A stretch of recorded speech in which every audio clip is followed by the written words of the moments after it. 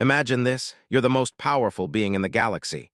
You command fleets that have conquered 1,000 worlds. Your word is law across star systems spanning millions of light years. You've never known defeat, never faced true resistance. Every species you've encountered has either submitted or been obliterated. Then you encounter a small blue planet on the outer rim of an unremarkable spiral arm. Its inhabitants call themselves humans. They're young, technologically primitive, barely having achieved faster-than-light travel. Logic dictates they should kneel immediately when faced with your overwhelming might. But these humans, they don't kneel. Instead, they smile. They smile because they have something you've never encountered before, something that doesn't show up on any scanner, can't be measured by any instrument, and can't be understood by any algorithm. They have what they call the human spirit, and they're about to teach the galaxy's greatest empire what happens when you threaten a species that has spent its entire evolutionary history fighting impossible odds. When the galactic hegemony demanded Earth's surrender, they expected compliance. What they got instead was a message broadcast across every frequency in the galaxy: come and take it. This is the story of how humanity's Black Fleet turned the galaxy's greatest empire into a cautionary tale, about underestimating the species that crawled out of the darkness between the stars with nothing but stubborn determination and an absolute refusal to bow to anyone.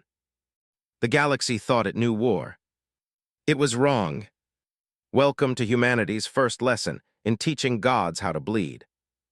Admiral stood on the command deck of the hegemony dreadnought Eternal Dominion, his four arms crossed behind his back as he gazed at the primitive blue world spinning lazily before his fleet. The planet looked peaceful, almost insignificant, with its swirling white clouds and vast oceans. Hard to believe this unremarkable rock would soon join the ranks of the galactic hegemony's countless conquered worlds. The hegemony had ruled the galaxy for over 10,000 years. Their empire stretched across 47 star systems, encompassing hundreds of worlds and dozens of species. Every civilization they had encountered had eventually bowed to their superior technology, their overwhelming military might, or their economic dominance. Those who resisted too long were simply eliminated. It was a proven formula that had never failed.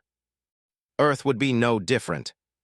"Admiral," came the voice of his communications officer, a young with the typical blue-scaled skin and multiple eye stalks of his species. "We're receiving primitive radio transmissions from the planet's surface. They appear to be music and entertainment broadcasts." His mandibles clicked in what his species considered mild amusement. "They're still broadcasting entertainment while our fleet hangs in orbit above them. How wonderfully naive. Have they responded to our arrival at all?"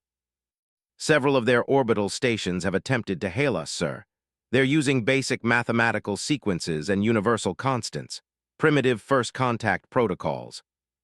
"Of course they are," turned to his tactical officer, a massive whose rock-like hide was from countless battles. "Commander, what's our assessment of their military capabilities?" His voice rumbled like grinding stone. "Minimal, Admiral. They have several hundred small vessels scattered throughout their system, mostly cargo haulers and mining ships. We've detected approximately 40 warships, if they can even be called that. The largest appears to be some kind of carrier vessel, roughly 1/10 the mass of our smallest frigate. Their weapons technology appears to be based on primitive kinetic projectiles and basic energy weapons. No shielding to speak of. Any sign of their faster-than-light capabilities?" "Extremely limited, sir. We've observed a few small scout ships using what appears to be a basic drive system. Crude, but functional. They've barely begun to explore beyond their own system." Nodded slowly. It was always the same story. Every species thought they were the masters of their small corner of space until they encountered the hegemony. These humans would be no different. Still, protocol demanded that they be given the chance to surrender peacefully before the inevitable demonstration of superior force. "Open a channel to the planet," he commanded. "All frequencies, all languages in their database. Time to introduce them to their new reality." The communications array hummed to life, broadcasting on every electromagnetic frequency the humans had ever used. Straightened his impressive frame. At nearly 3 meters tall, with his ceremonial battle armor gleaming under the ship's lights, he cut an imposing figure. The hegemony had learned long ago that first impressions were crucial in establishing dominance. "People of Earth," his voice boomed across the void, translated instantly into hundreds of human languages. I am Admiral of the Galactic Hegemony, Supreme Commander of the Outer Rim Pacification Fleet. Your world has been selected for integration into our glorious empire, bringing order and prosperity to your primitive civilization. He paused for effect, letting the weight of his words sink in. Across Earth, billions of humans would be staring at their screens, finally understanding that they were not alone in the universe, and that their cosmic neighbors were not here for a friendly visit. The terms of your integration are simple and non-negotiable. You will surrender all military assets immediately. Your governments will dissolve and transfer authority to hegemony administrators. Your most valuable resources will be and appropriated for the greater good of the empire. Your population will be relocated to designated sectors for processing and work assignment. On Earth, President Sarah sat in the emergency situation room deep beneath the White House, surrounded by the world's top military leaders and scientists. The alien's message had been playing on repeat for the past hour, and the room was filled with a tense silence that seemed to press down on everyone present. Your compliance with these terms will be rewarded with the benefits of hegemony citizenship, the alien's voice continued. Advanced technology, protection from cosmic threats, and the privilege of contributing to the galaxy's greatest civilization. Resistance will be met with swift and overwhelming force. We have over 300 worlds. Your fate is inevitable. General Chairman of the Joint Chiefs spoke first. Ma'am, our best estimates put their largest ship at nearly 50 kilometers long. We're reading energy signatures that dwarf our most powerful nuclear weapons, if their claims about conquering hundreds of worlds are true. Then we're looking at a force that's been perfecting the art of conquest for, finished Doctor, the lead who had been hastily called in when the alien fleet first appeared. Their technology appears to be thousands of years ahead of ours. President leaned back in her chair, her dark eyes fixed on the tactical display showing the alien fleet's positions. 17 massive vessels hung in space like sleeping giants, their hulls bristling with weapons that could probably turn Earth's surface to glass within hours. How long do we have? She asked. They've given us 72 hours to respond, replied Admiral James Harrison, head of the newly formed Space Command. Standard hegemony protocol, according to the cultural database they transmitted. They always give their victims time to consider surrender. Victims, the word hung in the air like a death sentence. Secretary of Defense Williams cleared her throat. Ma'am, with respect to everyone in this room, I think we need to seriously consider their offer. If they've conquered hundreds of worlds, if they have the technology they claim to have, then resistance might be nothing more than suicide on a planetary scale. The room erupted in voices, some agreeing, others arguing for defiance. President raised her hand for silence, and the room gradually quieted. What about the Black Fleet? She asked quietly. The question caused an immediate shift in the room's atmosphere. The Black Fleet was humanity's most closely guarded secret, known only to a handful of people in the entire world. For the past 20 years, since first detecting signs of intelligent life in nearby star systems, a secret international coalition had been preparing for exactly this scenario. Admiral Harrison exchanged glances with General before speaking. Project Nightfall is operational, ma'am. All assets are in position. Doctor frowned. I'm sorry, but I'm not familiar with. You don't need to be, President interrupted gently. Admiral, what's our readiness status? 96%, ma'am. Commander is standing by aboard the Defiance. All fleet elements report ready for immediate deployment. Secretary Williams looked confused.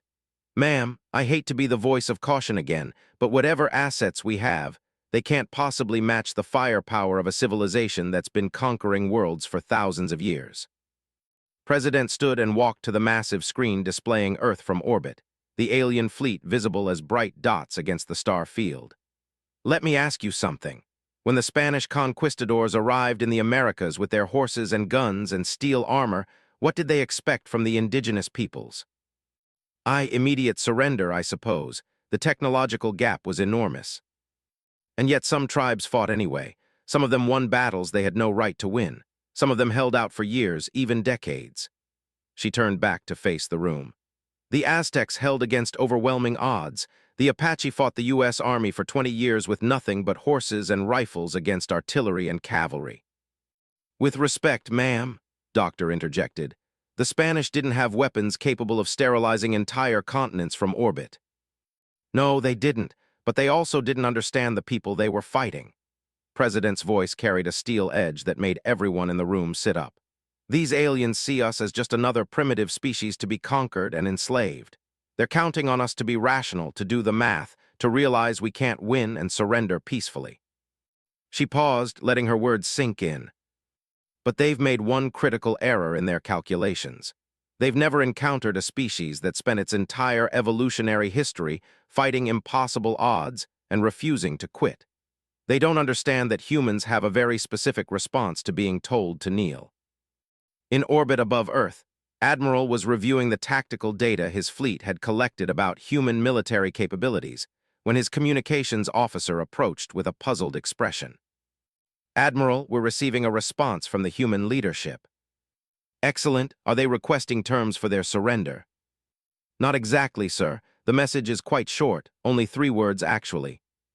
His mandibles clicked with interest. In his experience, the shorter the response, the more decisive the outcome.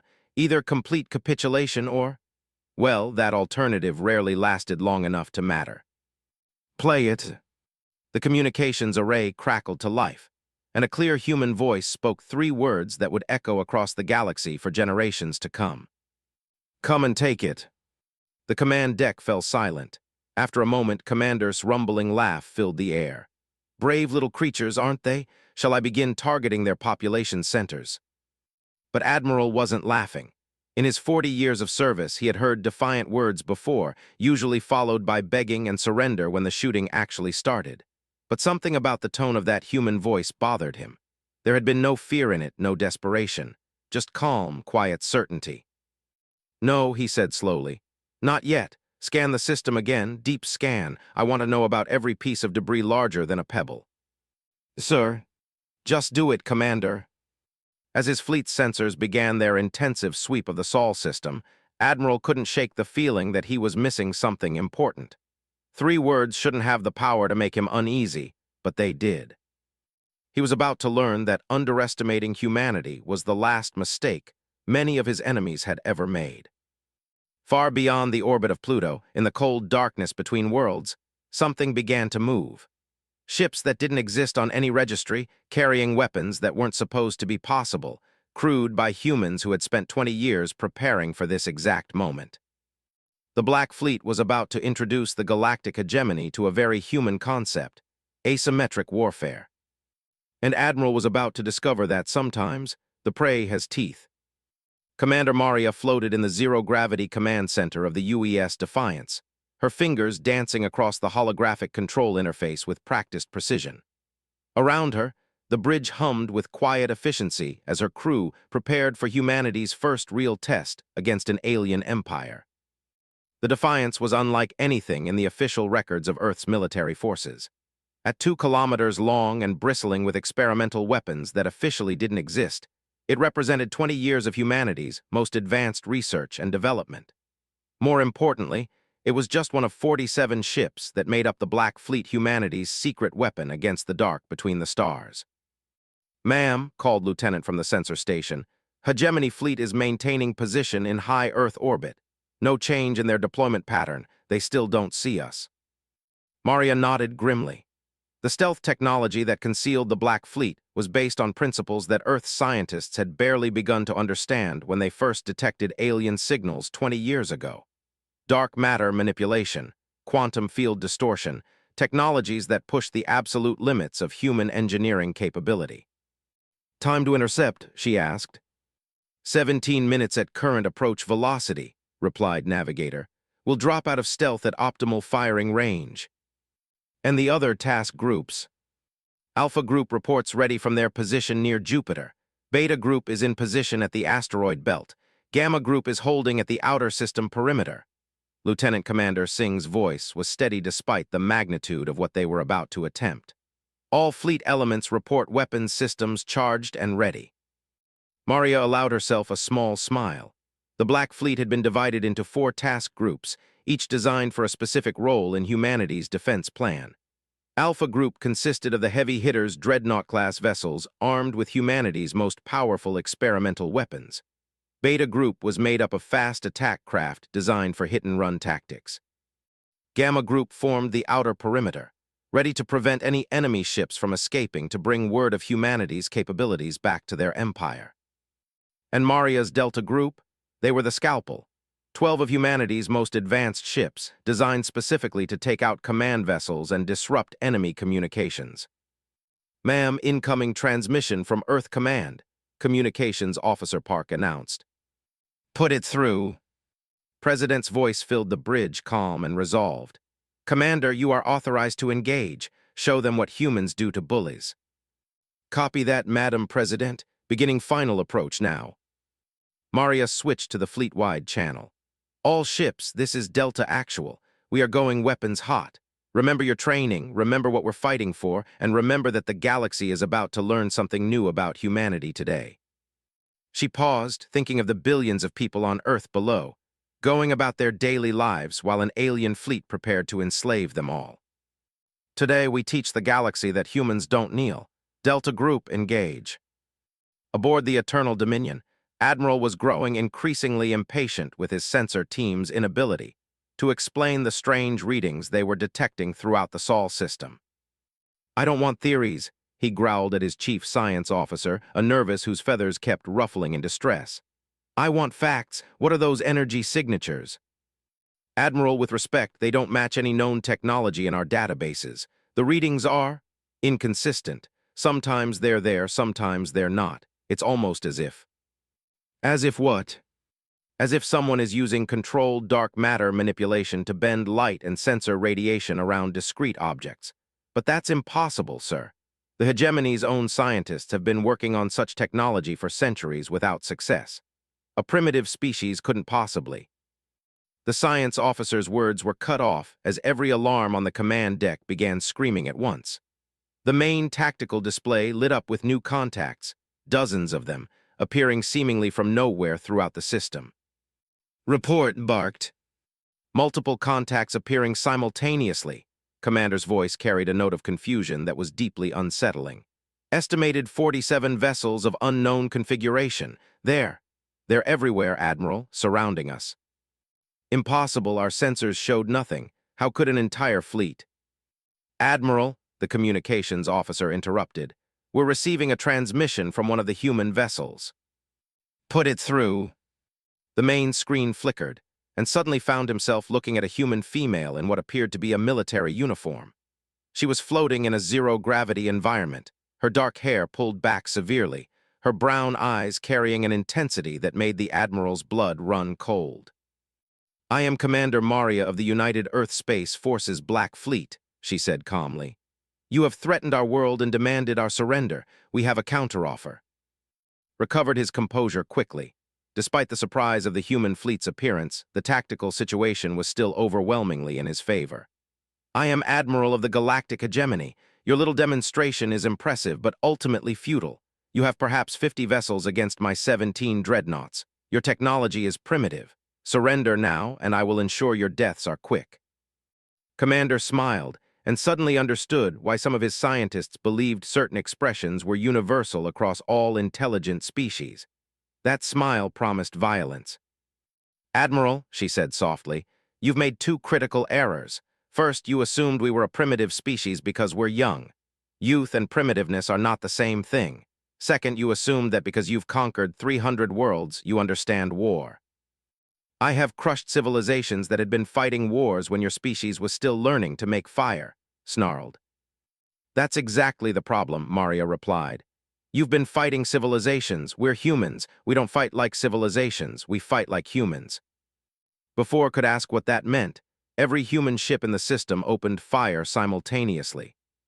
The weapons that lanced out from the Black Fleet were unlike anything in the hegemony's experience. Instead of the plasma bolts and particle beams they expected, space filled with projectiles that moved at significant fractions of the speed of light.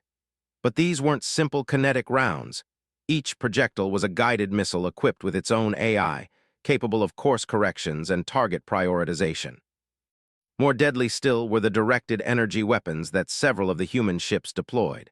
Beams of coherent gravitational force that could tear through energy shields like tissue paper. Quantum disruption fields that caused molecular bonds to simply cease functioning. antimatter warheads that detonated with the force of small stars. But the humans' most devastating weapon wasn't their technology, it was their tactics. The hegemony had perfected warfare against civilized opponents. Their doctrine was based on overwhelming force, superior positioning, and the psychological impact of their technological superiority. They expected their enemies to form battle lines, to engage in formal fleet actions where superior firepower would inevitably triumph. The humans did none of these things. Instead, they swarmed like angry hornets. The smaller ships of Beta Group darted between the massive hegemony dreadnoughts, too small and fast to be effectively targeted by weapons designed to engage other capital ships. They struck at engine pods, weapon emplacements, and sensor arrays before vanishing back into the void.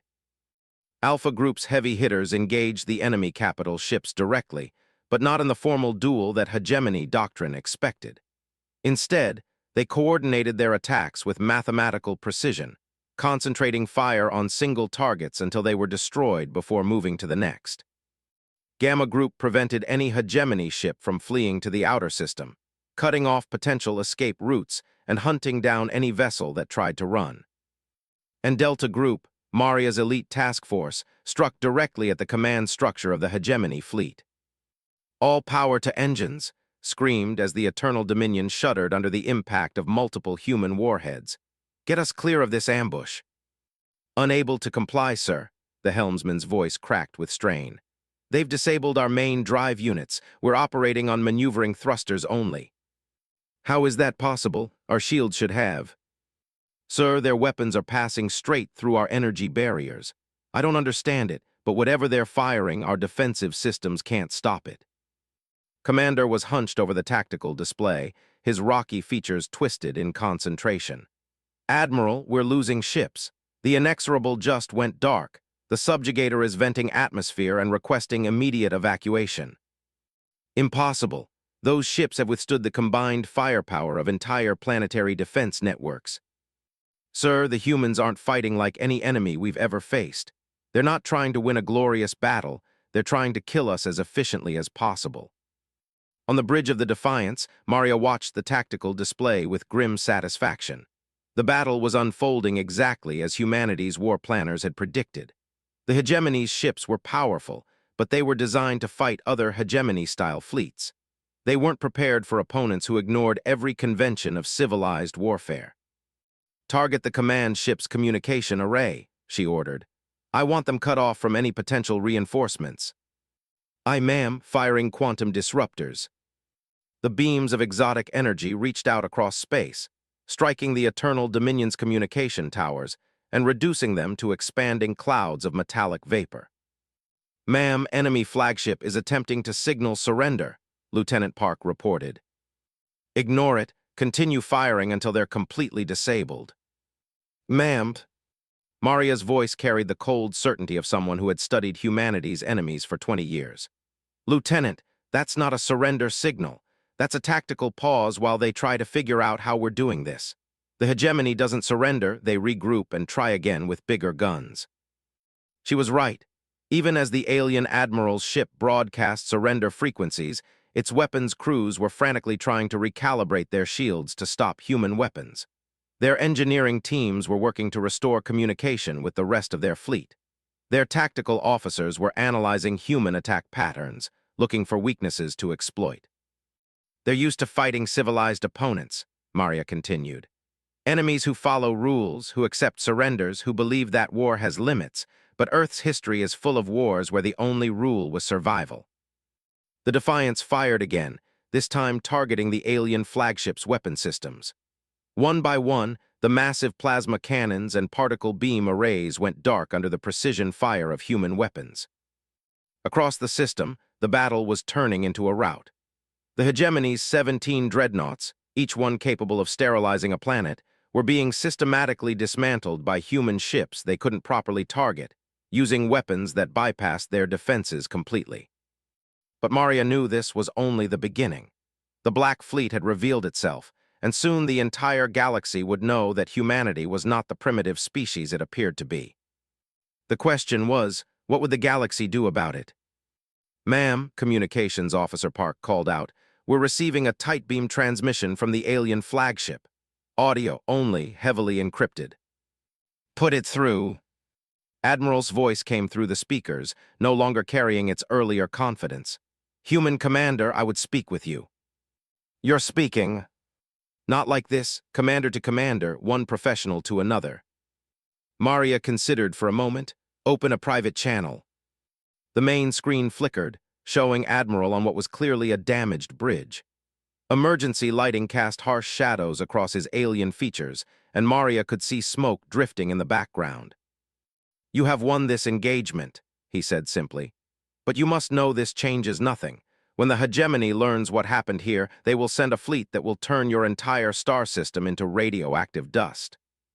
Maybe, Maria replied, but they'll have to find us first. What do you mean? Maria's smile was cold. Admiral, you still don't understand what you're dealing with. You've encountered one Black Fleet task force. Do you really think this is the only one we have?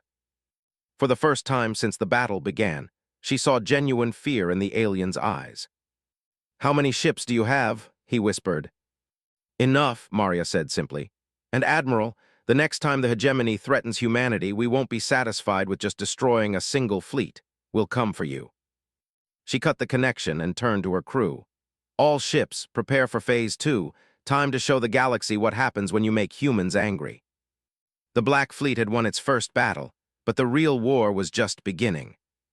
3 months after the destruction of Admiral's fleet, Grand Marshal Thane stood before the Hegemony High Council in the crystalline towers of the capital World Prime. The council chamber soared hundreds of meters above him, its walls lined with holographic displays showing the vast expanse of the galactic hegemony over 300 conquered worlds, representing dozens of species that had learned to bow before superior force. Today, one of those displays showed something unprecedented. A red zone around a small star system in the outer spiral arm, marked with the designation, Sol Status Unknown. Marshal, spoke Council Prime, her voice echoing through the chamber with the authority of 10,000 years of galactic dominance. Explain to us how an entire pacification fleet simply vanished. A veteran of 100 campaigns and the architect of the hegemony's most successful military strategies, struggled to maintain his composure. In his 3 centuries of service, he had never faced a situation quite like this. Council Prime, our last communication from Admiral indicated that the human had rejected our integration offer. Standard protocol was being implemented. Then, silence. Silence, repeated Council Secondary, his features clicking with agitation. 17 dreadnoughts, each capable of pacifying an entire star system, and you're telling us they simply disappeared. We sent probe ships to investigate, continued. Long-range sensors detected massive debris fields throughout the Sol system, energy signatures consistent with weapons fire, but no signs of the pacification fleet and no response to our communications. The council chamber fell silent except for the quiet hum of the massive holographic displays. Finally, Council Prime spoke again. Marshal, in the 10,000-year history of the hegemony, no primitive species has ever successfully resisted integration. How do you explain this anomaly? Had been dreading this question. The answer challenged everything the hegemony believed about their place in the galaxy. Council Prime, based on our analysis of the debris and energy signatures, we believe the humans were not as primitive as our initial assessments indicated. They appear to have developed military technology that rivals or exceeds our own. The chamber erupted in what could only be described as shocked silence. For beings accustomed to absolute technological superiority, the concept was almost incomprehensible. Impossible, hissed Council Tertiary. Our scouts confirmed their primitive status. Chemical rockets, basic fusion power, early faster-than-light capability. How could such a species develop weapons capable of threatening our fleets? Unknown, Council Tertiary, but the evidence is conclusive. Admiral's final transmission mentioned human vessels appearing throughout the system using some form of advanced stealth technology. Their weapons bypassed our energy shields completely. Council Prime leaned forward in her crystalline throne. Marshal, you understand what you are suggesting? That a species younger than our oldest artifacts somehow developed technology that our greatest scientists consider theoretical impossibilities. Yes, Council Prime. Then you also understand that this represents a threat to the very foundation of our empire. If one primitive species can resist integration, others might attempt the same. The stability of our entire civilization depends on the absolute certainty that resistance is futile. Nodded grimly. He had commanded enough campaigns to understand the psychology of conquest. The hegemony's power rested not just on their military might, but on the absolute belief throughout the galaxy that opposing them was pointless. If word spread that humans had successfully destroyed an entire hegemony fleet, it could inspire rebellion on hundreds of worlds. "What do you recommend, Marshal?" asked Council Prime. "Total annihilation," replied without hesitation. "We deploy the 3rd Imperial Fleet under my personal command, 500 warships, including the class dreadnoughts. We don't attempt integration, we simply sterilize every planet in the Sol system and declare it a forbidden zone. And if these humans have allies, other species with similar technology, then we hunt them down and eliminate them too, whatever it takes to maintain order." Council Prime was silent for a long moment, her ancient mind calculating probabilities and consequences. Finally, she spoke. "Marshal, you are hereby authorized to deploy the 3rd Imperial Fleet with unlimited engagement parameters. Find these humans, learn their capabilities, then demonstrate to the galaxy what happens to species that dare to resist the hegemony." "It will be done, Council Prime." As left the council chamber, he couldn't shake the feeling that he was walking into something far more dangerous than a simple punitive expedition. In his experience, species that successfully resisted the hegemony's initial integration attempts usually had something more than advanced technology. They had something to fight for. He was about to discover just how dangerous a cornered human could be. Meanwhile, in a hidden base carved into the dark side of Pluto, Commander Maria was reviewing intelligence reports that confirmed humanity's worst fears about their new enemies. "The hegemony has mobilized a fleet 5 times larger than the one we destroyed," reported Doctor, who had become humanity's leading expert on alien military capabilities. "Over 500 ships, including vessel classes we've never seen before." The command center buzzed with quiet activity as analysts and tactical officers prepared for humanity's second encounter with the galactic hegemony. The victory 3 months ago had been satisfying, but everyone understood it had only bought them time. "What's the timeline?" Maria asked. 6 weeks until they reach the outer system," replied Admiral Harrison via secure communication link from Earth. "Maybe 8 if they stop to investigate other systems along the way." Maria studied the tactical hologram floating above the briefing table. The approaching hegemony fleet was massive, a wall of firepower that could turn entire star systems to ash. But size brought its own weaknesses, and humanity had spent the last 3 months learning to exploit those weaknesses. "Status of the Shadow fleets." "Fully deployed," reported Captain Singh from his position aboard the stealth carrier Nightfall. "Shadow Fleet Alpha is positioned in the system. Shadow Fleet Beta is holding at Wolf 359. Shadow Fleet Gamma is stationed in the Barnard star system. All fleets report ready status." Maria nodded with satisfaction. The destruction of Admiral's fleet had served as proof of concept for humanity's new military doctrine. While the aliens expected Earth to cower behind its defenses, waiting for the inevitable attack, humanity had instead gone on the offensive. The Shadow fleets were smaller than the Black Fleet that defended Sol, but they were positioned throughout nearby star systems with a very specific mission: asymmetric warfare on a galactic scale. "Doctor, what have we learned about hegemony fleet logistics?" The called up a complex diagram showing the structure of a typical hegemony battle group. "They operate on the assumption of technological superiority and overwhelming force. Their logistics chain is efficient but rigid. They expect to establish forward bases in conquered systems and rely on local resources for extended campaigns." Meaning they're not prepared for an enemy that can strike at their supply lines across multiple star systems simultaneously. Their fleet is powerful, but it's designed to move from point A to point B, crush everything at point B, then establish dominance. They're not designed for a running fight against an opponent who can appear anywhere. Maria smiled grimly. "Perfect, because that's exactly what we're going to give them." She activated the fleet-wide communication system, knowing her words were being transmitted to human ships scattered across a dozen star systems. All fleet commanders, this is Operation Prometheus. Our enemy expects us to fight like a traditional military force to mass our ships, defend our territory, and engage in formal battle. Instead, we're going to fight like humans. The command center fell silent as officers throughout the system listened to their commander's words. The hegemony has ruled the galaxy for 10,000 years because they've never faced an opponent who understood that the purpose of war isn't to win glorious battles, it's to break your enemy's will to fight. We're going to teach them that lesson. She paused, looking at the faces of her officers. Young and old, men and women who had volunteered for humanity's most dangerous mission. Over the next 6 weeks, we're going to systematically destroy their logistics network, eliminate their forward reconnaissance elements, and demonstrate to every species in the galaxy that the hegemony can bleed. By the time their main fleet reaches Sol, they'll be fighting blind, desperate, and afraid. "Ma'am," interrupted Lieutenant Commander Torres from the intelligence station, "we're receiving a priority transmission from Shadow Fleet Alpha. Captain reports contact with hegemony forward elements in the system." "Put it through." The holographic display flickered, showing Captain on the bridge of the stealth destroyer Vendetta. Behind him, Maria could see the red glow of emergency lighting.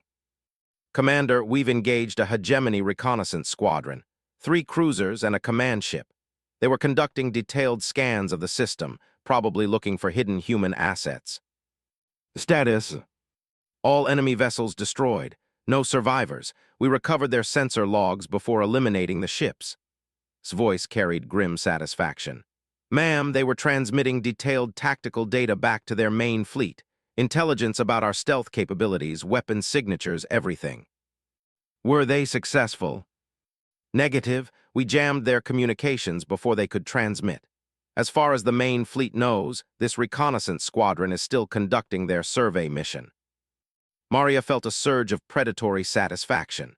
The hegemony was used to fighting opponents who couldn't threaten their intelligence-gathering operations. They were about to learn what it meant to face an enemy who could strike anywhere, anytime, without warning. "Excellent work, Captain. Continue with the mission parameters. Next target." A logistics convoy is scheduled to arrive in the Wolf 359 system in 48 hours. Supply ships carrying antimatter fuel and replacement parts for the main fleet. "Shadow Fleet Beta will handle that. What about their communication relays?" Doctor spoke up from her console. "We've identified 17 relay stations between here and hegemony space. Each one extends their communication range by several light years, if we can eliminate them." "The main fleet will be operating in communication blackout," Maria finished. "They'll have no way to coordinate with hegemony high command, no way to call for reinforcements, and no way to report back about human capabilities." Over the following weeks, the Shadow Fleet struck like ghosts throughout the local region of space. Hegemony reconnaissance ships vanished without trace. Supply convoys disappeared between star systems. Communication relays went dark with no explanation. Marshall, commanding the 3rd Imperial Fleet from the massive dreadnought Galactic supremacy, found himself facing something he had never encountered in 3 centuries of military service, an enemy he couldn't see.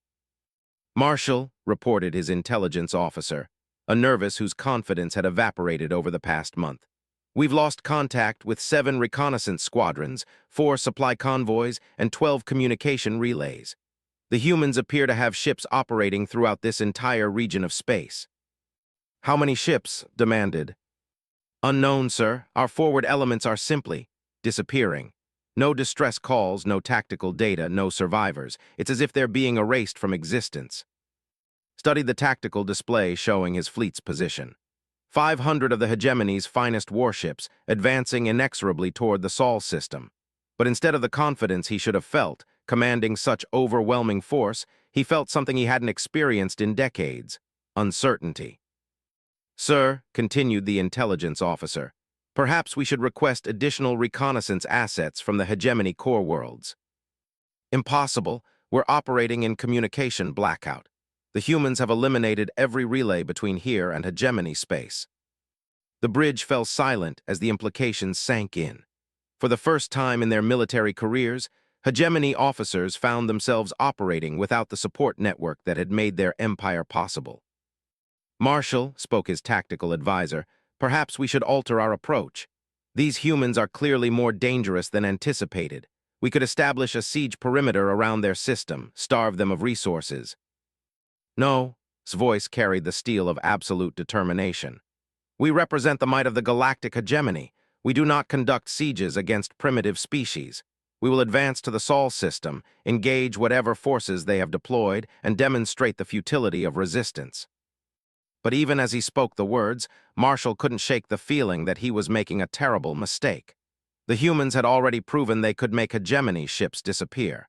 What would they do when faced with the Third Imperial Fleet? He was about to find out. In the hidden command center on Pluto, Maria watched the alien fleets approach with grim satisfaction. The shadow fleets had done their job perfectly.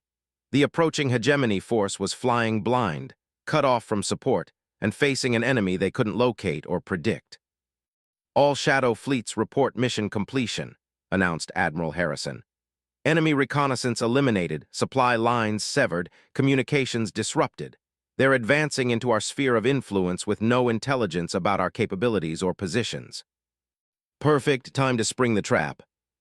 Maria activated the fleet-wide communication system one final time before the battle that would determine humanity's fate. "All fleet commanders, all ship captains, all crew members, this is it. The enemy has come to destroy our world and enslave our species. They expect us to fight like the civilized species they've conquered before.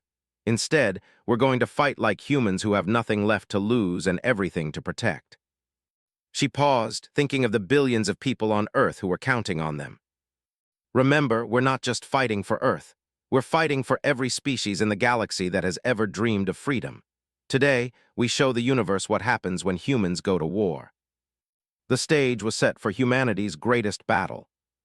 Marshall stood in the command center of the Galactic Supremacy, watching the tactical displays that showed his massive fleet approaching the edge of the Sol system. 500 warships in perfect formation, the largest force the hegemony had deployed in over a century. Each ship bristled with weapons capable of cracking planets, their hulls armored to withstand the combined firepower of entire planetary defense networks. Yet despite commanding this overwhelming force, felt increasingly uneasy as his fleet penetrated deeper into human space. The journey from hegemony territory had been plagued by disappearing reconnaissance ships and severed communication lines. His fleet was operating in complete isolation, cut off from the vast intelligence and logistics network that had supported hegemony operations for.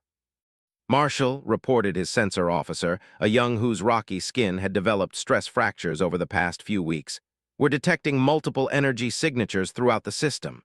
The readings are inconsistent." "Explain." "Sir, they appear and disappear randomly. Sometimes we detect massive ships, sometimes nothing.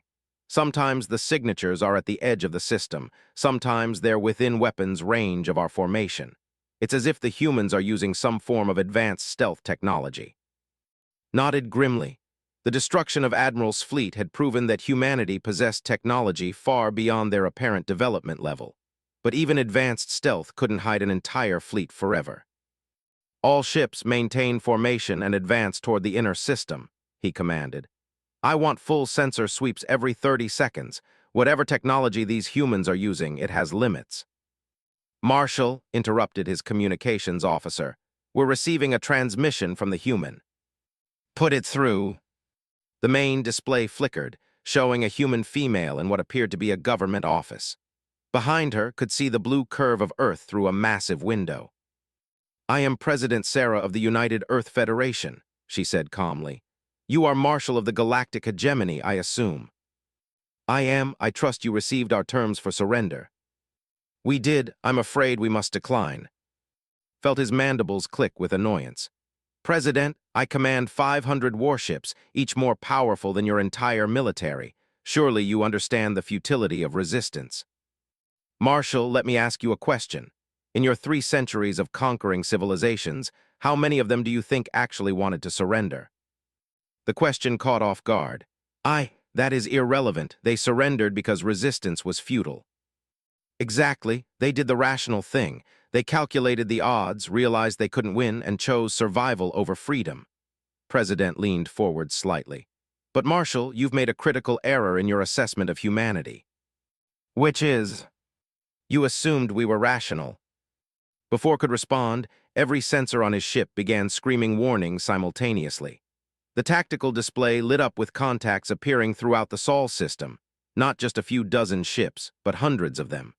They materialized from empty space like ghosts becoming solid, their weapons already charging for combat. Impossible, his tactical officer shouted. Where did they all come from? But was beginning to understand the scope of humanity's deception. The disappearing reconnaissance ships, the severed communication lines, the inconsistent sensor readings. Humanity hadn't just been hiding a fleet. They had been hiding an entire military infrastructure that spanned multiple star systems. Marshal, President's voice continued from the communication screen, allow me to introduce you to the concept of total war. You're about to learn what happens when you threaten a species that has spent its entire history fighting impossible odds. The transmission cut out, and immediately the human fleet opened fire. The weapons that reached out across space toward the hegemony formation were unlike anything in its experience. Streams of exotic particles that phased through energy shields as if they didn't exist. Guided munitions that could adjust their course mid-flight to strike weak points in ship hulls. Most terrifying of all, some kind of gravitational weapon that could literally tear ships apart at the molecular level. But the humans' technology wasn't what shocked Marshall the most. It was their tactics. Instead of forming a battle line and engaging in the formal fleet action that hegemony doctrine expected, the human ships swarmed his formation like angry insects. They came from every direction at once, striking at engines, weapons, and command centers with surgical precision before vanishing back into the void. All ships maintain formation, bellowed. Focus fire on the largest human vessels. But his orders were meaningless in the chaos that had erupted around his fleet. The humans weren't fighting like a traditional military force. They were fighting like a pack of predators hunting much larger prey. Commander Maria watched the battle from the bridge of the Defiance, coordinating the attack with cold precision. Around her, holographic displays showed the positions of over 300 human ships as they executed the most complex military operation in Earth's history. Alpha Wing, focus on the enemy command ships, she ordered. Beta Wing, target their point defense systems. Gamma Wing, I want those carriers neutralized before they can launch fighters.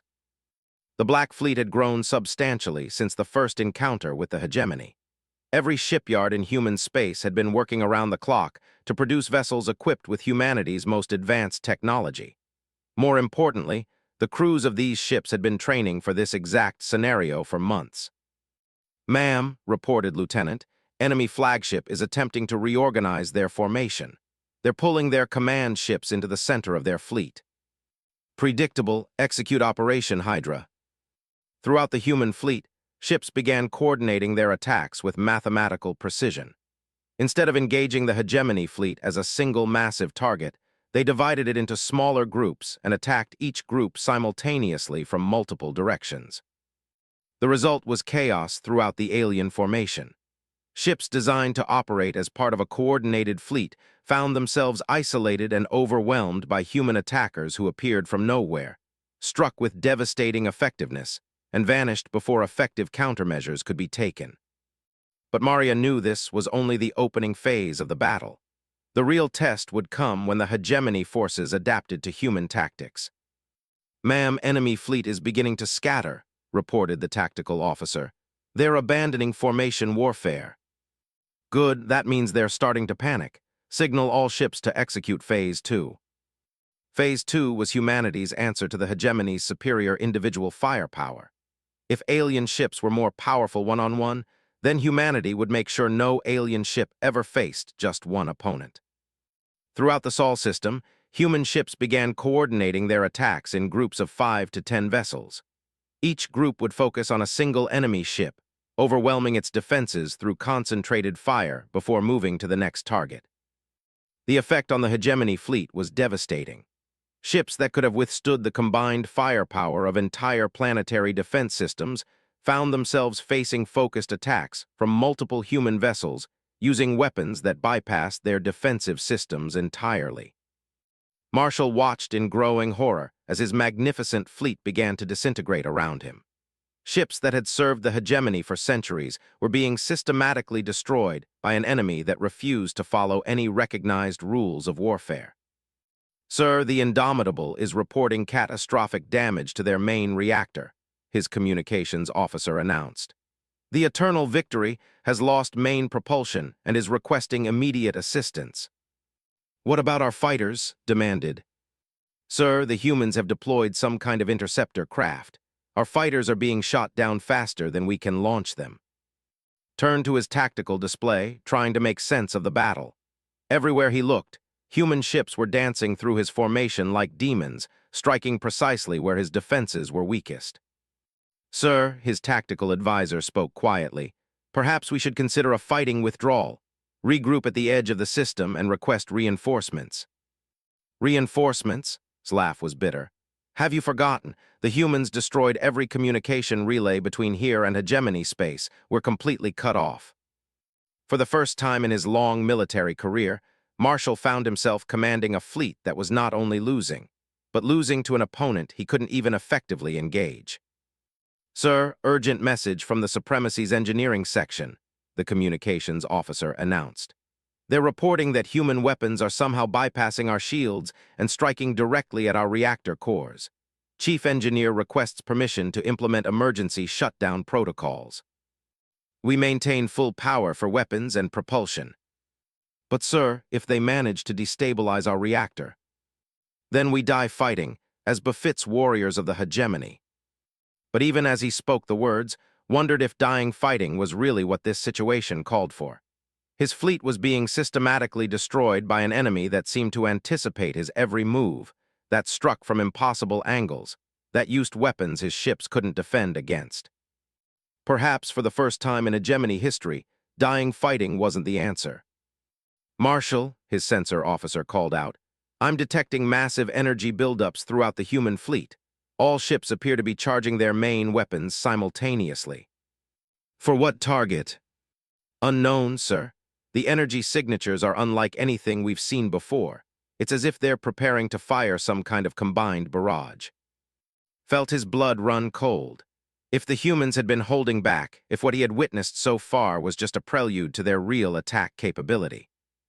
All ships evasive maneuvers, maximum dispersion. But it was too late. Throughout the human fleet, ships that had been built with one specific purpose began to reveal their true function. Not individual warships, but components of a massive weapons system that spanned the entire Sol system. Ma'am, reported Lieutenant aboard the Defiance, all grid nodes report ready. The Sol defense grid is fully charged and targeting solutions are locked. Maria allowed herself a small smile. The Sol defense grid was humanity's ultimate weapon, not a single ship or weapon, but a coordinated network of energy collectors, focusing arrays and targeting systems that could harness the power of Earth's sun and direct it with pinpoint accuracy at any target in the system. It had taken 20 years to build, hidden among the asteroids and disguised as mining operations. But now, with the hegemony fleet trapped in the heart of the system, it was time to reveal what humanity could accomplish when they had 2 decades to prepare for war. All ships clear the targeting zone, she ordered. Initiate solar lance. Across the Sol system, hundreds of hidden installations began to move. Massive mirrors emerged from concealment among the asteroids, their surfaces angled to catch and focus the light of Sol itself. Energy collectors that had been disguised as space stations revealed their true purpose as they began channeling stellar radiation into focusing arrays. Marshall watched in fascination and terror as space around his fleet began to glow with an intensity that rivaled the stars themselves. The humans weren't just using conventional weapons, they had somehow learned to weaponize their own star. All ships emergency jump to hyperspace, he commanded. Immediate evacuation of the system. Sir, human ships are jamming our hyperspace drives. We can't activate the jump engines. The glow around the hegemony fleet intensified, and realized he was about to witness something that no military commander in galactic history had ever seen. The focused energy of an entire star being used as a weapon of war. Marshall, his communications officer, spoke quietly. Incoming transmission from the human commander. Put it through. Commander appeared on the main screen. her expression calm despite the cosmic forces being unleashed around them. "Marshal, this is your final opportunity to surrender. Stand down your weapons and prepare to be boarded for prisoner transfer. You expect me to surrender the Third Imperial Fleet to a primitive species. Marshal, in approximately 30 seconds, my people are going to demonstrate what happens when you underestimate a species that has spent its entire evolutionary history learning to kill things bigger than itself. You have a choice. Surrender now, or become the first hegemony fleet to be destroyed by a weaponized star." Looked around his bridge at officers who had never known defeat, commanding a fleet that had never failed in its mission. The choice should have been simple. But sometimes, even the most veteran warriors knew when they had been beaten. "Human Commander," he said quietly, "the Third Imperial Fleet surrenders." The light around his ships faded, but the message was clear. Humanity had just proven that even the galaxy's greatest empire could be brought to its knees. The war was far from over, but the galaxy would never be the same. 6 months after the surrender of the Third Imperial Fleet, the galaxy was on fire. The news of humanity's impossible victory had spread like wildfire across hundreds of worlds, carried by smugglers, merchants, and the few hegemony ships that had managed to escape the Sol system. For the first time in 10,000 years, species throughout the galaxy began to whisper a word that had been forbidden for: rebellion. On the prison world of Seven, where the reptilian Draconis had been enslaved for 3 centuries, workers in the antimatter refineries began to sabotage production quotas. On Nexus Prime, the crystalline ethereals who had served as the hegemony's accountants and administrators started, accidentally, losing critical financial records. Even on the core worlds, species that had been integrated so long they had forgotten their original names began to remember what freedom meant. But it was in the Outer Rim territories, where hegemony control was weakest, that the real revolution began. Commander Maria stood on the observation deck of the UES Liberation, humanity's flagship, watching the planet Tau Meridian burn in the distance. Below, the former Hegemony Administrative Center was being systematically dismantled by a coalition of freed slave species, their primitive weapons proving surprisingly effective against colonial garrison forces that had grown soft during centuries of unchallenged rule. "Status report," she requested as Admiral Harrison joined her at the massive viewport. "Better than we hoped, worse than we planned," Harrison replied grimly. "The good news is that 17 star systems have declared independence from the hegemony in the last month alone. The bad news is that the Hegemony High Council has authorized unlimited retaliation protocols." Maria nodded. They had expected this. The hegemony's power had always rested on the absolute certainty that resistance was futile. When humanity had shattered that certainty, they had also guaranteed that the Empire's response would be swift and brutal. "What's the casualty estimate?"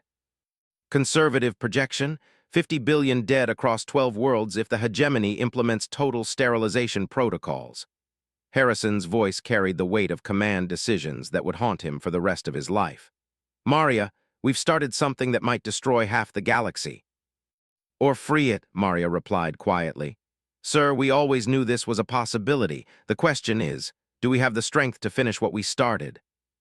Before Harrison could answer, Lieutenant's voice came over the ship's communication system. "Commander to the bridge, priority Alpha transmission incoming." They found the bridge in a state of controlled chaos, with communication officers coordinating with human fleets scattered across a dozen star systems, and intelligence analysts trying to track the movements of hegemony response forces. "Report," Maria commanded as she took her position in the captain's chair. "Ma'am, we're receiving a direct transmission from Earth. President is requesting immediate conference with all fleet commanders." "Put it through." The main screen flickered, showing President in what appeared to be a secure bunker deep beneath the Earth's surface. Behind her, Maria could see maps displaying fleet movements and tactical assessments spanning half the galaxy. "Commanders, I'm going to be direct. The situation has escalated beyond our worst-case projections. The hegemony isn't just sending punitive fleets. They're mobilizing their entire military structure for what they're calling the Great Cleansing." "How bad?" Maria asked. "Intelligence estimates suggest they're preparing to deploy over 3,000 capital ships, not just to Sol, but to every system where rebellion has broken out. They're going to sterilize entire worlds rather than risk the revolution spreading further. The bridge fell silent. 3,000 ships represented nearly the entire military might of the galactic hegemony. Humanity had proven they could defeat individual fleets, but facing the combined force of a 10,000-year-old empire was something else entirely. "Ma'am," Admiral Harrison spoke carefully, "our current deployments cover approximately 40 star systems with roughly 800 ships total. Even with our technological advantages, those odds are impossible," President finished, "which is why we're not going to fight them fleet to fleet." Maria felt a familiar cold certainty settle over her. "You're talking about asymmetric warfare on a galactic scale." "Exactly. The hegemony expects us to defend the liberated worlds, to fight honorable battles for territory and population centers. Instead, we're going to do what humans have always done when faced with impossible odds." "We're going to cheat," Maria said with grim satisfaction. "Commander, I'm transmitting new operational parameters to all fleet elements. Operation Wildfire is now in effect. You have unlimited authorization for any actions that destabilize hegemony control, regardless of conventional military doctrine." Over the following weeks, humanity's fleets implemented a campaign that would be studied by military historians for centuries to come, assuming anyone survived to write the histories. Instead of defending territory, human ships struck at the infrastructure that made the hegemony possible. Communication relays that coordinated empire-wide operations vanished without trace. Supply convoys carrying everything from food to antimatter fuel disappeared between star systems. Most devastating of all, human assault teams began targeting the administrative centers where hegemony bureaucrats managed the complex logistics of galactic empire. The results were chaos on an unprecedented scale. Worlds that had received regular shipments of manufactured goods suddenly found themselves cut off. Star systems that depended on imported food began to face famine. Colonial administrators who had ruled through fear and superior technology found themselves isolated and vulnerable when their technological advantages began to malfunction. But the hegemony's response was everything humanity had feared and worse. Grand Admiral Nexus, supreme commander of all hegemony forces, stood in the Strategic Command Center on Prime, watching tactical displays that showed the systematic collapse of imperial control across the Outer Rim. In his 4 centuries of military service, he had never faced a crisis that threatened the very existence of the Empire. "Admiral," reported his chief of staff, "we've lost contact with 17 administrative centers in the past week. Human forces appear to be targeting our colonial infrastructure." Confirmed casualties: over 200,000 administrators, technicians, and security personnel. But sir, that's not the worst part. The humans aren't just killing our people, they're liberating our databases. Every world they hit, they broadcast detailed information about hegemony operations to the local population. Multiple eyes narrowed with concern. Military losses could be replaced, but information warfare was something the hegemony had never had to face. Their entire system of control depended on subject species not understanding how the empire actually functioned. "What kind of information?" "Everything, sir. Resource extraction quotas, population management protocols, the real profit margins from each world. The humans are essentially teaching enslaved populations how to calculate exactly how much their freedom is worth to the empire." "And the effect?" "Rebellion is spreading faster than we can contain it. 31 star systems have now declared independence. Colonial governments are collapsing even in systems where we haven't detected direct human intervention." Studied the strategic display with growing dread. Red zones indicating rebellion or communications blackout now covered nearly a quarter of hegemony space. Worse, the pattern was clearly accelerating. "Sir," his tactical advisor spoke carefully, "perhaps it's time to consider the final protocol." The final protocol. Had hoped never to hear those words. It was the hegemony's ultimate contingency plan, developed centuries ago but never implemented. Complete sterilization of rebellious sectors, followed by systematic recolonization with loyal populations. The Council would need to authorize. "The Council has already authorized it, sir. Unanimous vote. You have unlimited authority to preserve imperial stability by any means necessary." felt the weight of 10,000 years of galactic civilization settling on his shoulders. The final protocol wasn't just about military action. It meant abandoning everything the hegemony claimed to represent about bringing order and prosperity to the galaxy. But if the alternative was the complete collapse of imperial control, begin implementation immediately. I want sterilization fleets dispatched to every rebellious system. Total planetary cleansing, no exceptions. Sir, that's over 40 worlds.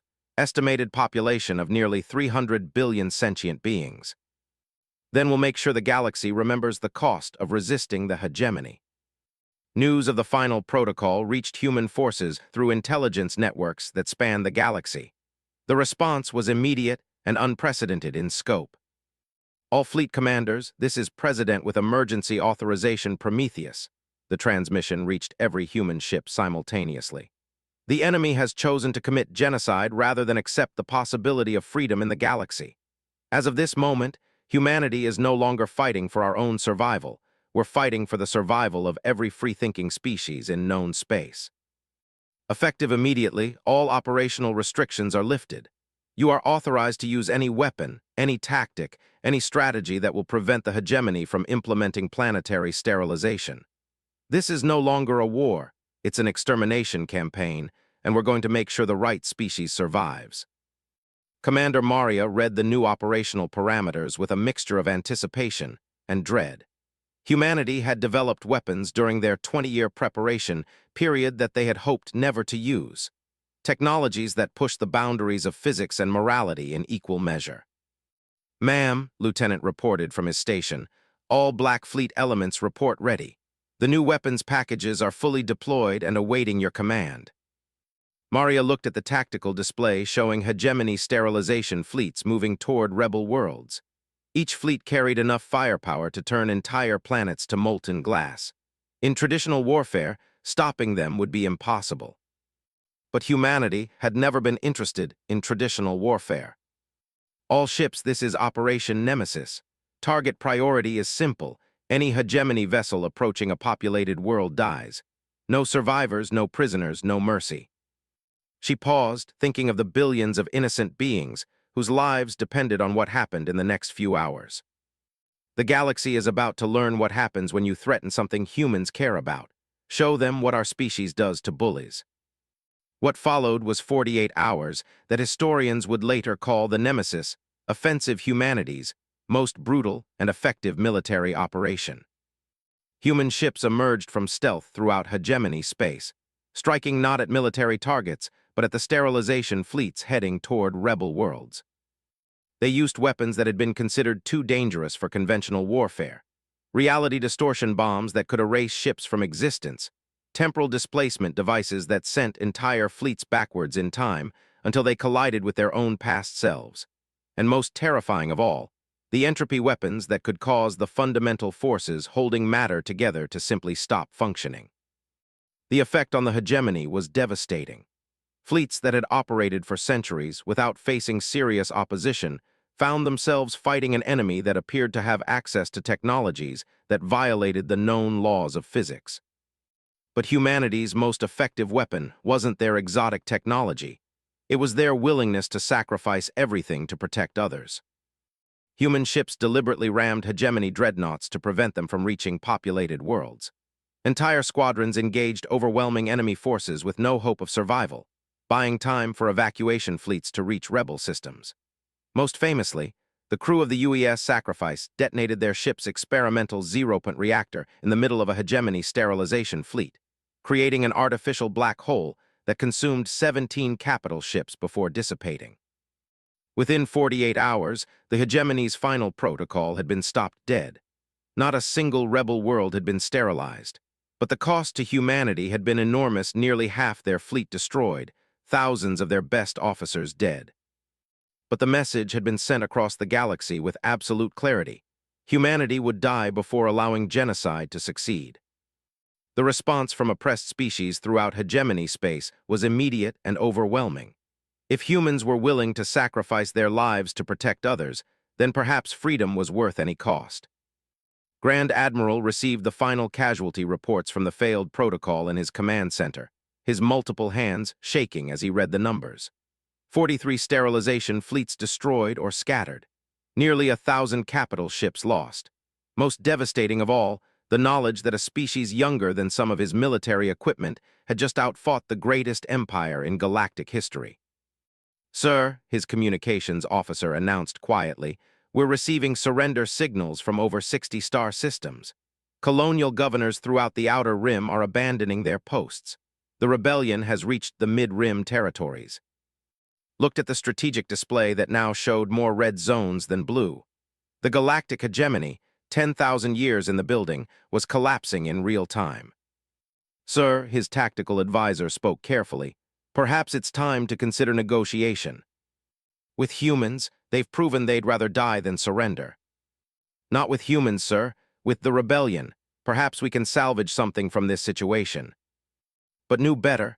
He had commanded enough campaigns to recognize total defeat when he saw it. The humans hadn't just won military victories. They had proven to the galaxy that the hegemony could be beaten, that resistance wasn't futile, that freedom was possible. That was a lesson the galaxy would never forget. 6 months later, Commander Maria stood on the same observation deck where she had watched Tau Meridian burn. But now, she was looking at something unprecedented in galactic history. A gathering of free worlds working together by choice rather than compulsion. The galactic hegemony still existed, but it controlled barely a tenth of its former territory. Hundreds of worlds had declared independence, forming new alliances based on mutual cooperation rather than enforced submission. Most importantly, the idea that resistance was futile had been permanently shattered. "Final casualty reports?" she asked Admiral Harrison, who had survived the war despite commanding fleets in the most dangerous operations. "Humanity lost 60% of our total fleet and nearly 30,000 personnel. But Maria, we estimate that our intervention prevented the genocide of over 300 billion sentient beings." "And the future?" "Unknown. The galaxy is free, but it's also chaotic. Some worlds are thriving with their new independence. Others are struggling without imperial infrastructure. It'll take generations to build something stable." Maria nodded. Freedom was never guaranteed to be easy, just worthwhile. "Commander," Lieutenant's voice came over the communication system, "incoming transmission from Earth. President requests your immediate return for the Remembrance Ceremony." The Remembrance Ceremony. A day to honor the humans who had died so that freedom could spread across the galaxy. It seemed appropriate that humanity's greatest military victory would be remembered not for conquest, but for sacrifice. "Set course for Earth," Maria commanded. "It's time to go home." As the Liberation turned toward the small blue world that had the galaxy's greatest empire, Maria reflected on the lesson humanity had taught the universe. That some things were worth dying for, and that a species with nothing to lose and everything to protect was the most dangerous force in existence. The galaxy had learned to fear humanity not because they were the strongest or the most advanced, but because they were the species that would fight impossible odds for one simple reason: they refused to kneel. And in the end, that had made all the difference.